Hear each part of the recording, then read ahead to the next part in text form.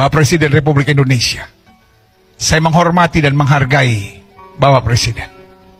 Tetapi di dalam mulut Bapak Presiden ada kuasa atas nama Indonesia. Stop mengutuk Bapak Presiden yang terhormat. Kita tidak mau dikutuk. Dan kita bangsa yang berbudaya, kita bangsa yang beragama. Lalu yang kedua, Bapak Presiden, menteri terkait, dan pimpinan-pimpinan bangsa ini, kita tidak dalam kapasitas dukung-mendukung. Dari sekolah, dari SD saya belajar Indonesia negara non blok. Waktu itu masih perang antara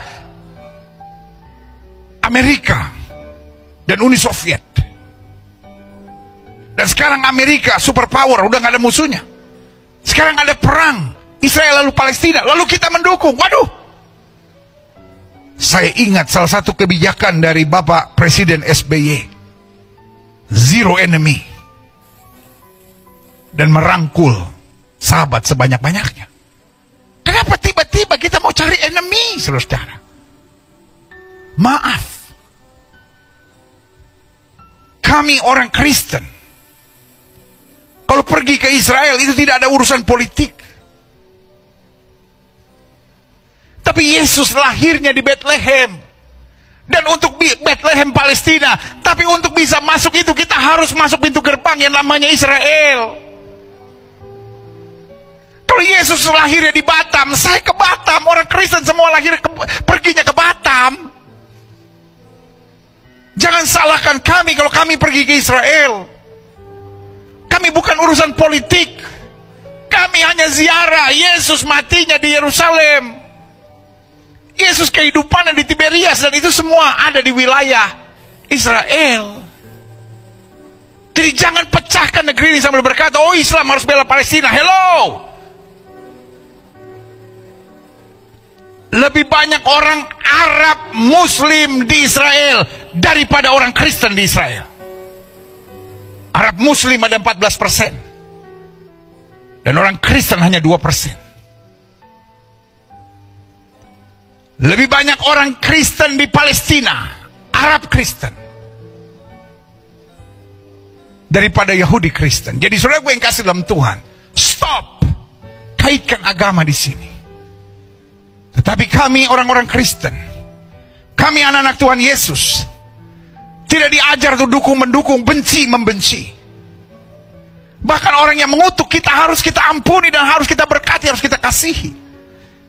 Itu sebabnya saya juga mau bicara kepada orang Kristen yang fanatik Israel.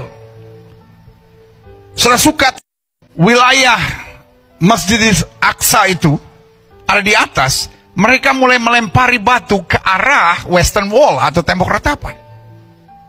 Dan di situ tentara Israel mulai memukul mereka mundur. Memukul mundur itu artinya mendorong mereka supaya keluar dari wilayah yang berdekatan dengan Western Wall, lalu diarahkan ke bagian pintu gerbang indah atau the Golden Gate. Jadi tentara Israelnya mulai memukul mereka mundur ke arah Golden Gate. Itu harapannya. Tapi apa yang terjadi? Mereka lari masuk.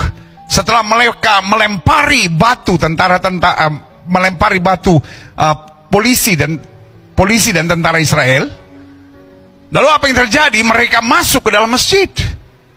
Folks, masjid itu tempat ibadah.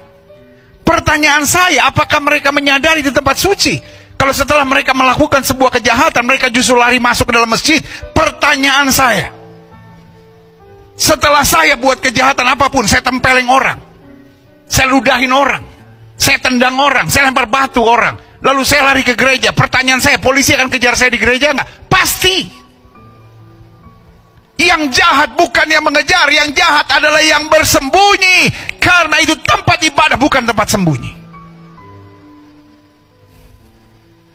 Saya menggambarkan ini agar saudara tahu kebenarannya. Karena saya mau jemaat Tuhan stop dalam dukung-mendukung. Indonesia sedang banyak masalah. Jangan sampai gara-gara dukung-mendukung Israel dan Palestina akhirnya Indonesia pecah. Indonesia sudah cukup banyak masalah. Teroris saja belum selesai, saudara. Apalagi saya dengar ada orang-orang yang siap dikirim ke Palestina, siap habisi Israel, siap habisi Palestina. Bodoh! Kalau memang kau punya hati yang demikian, beresin teroris yang ada di Poso dulu. Beresin pembunuhan KKB yang ada di Papua dulu. Itu dulu yang kita beresin.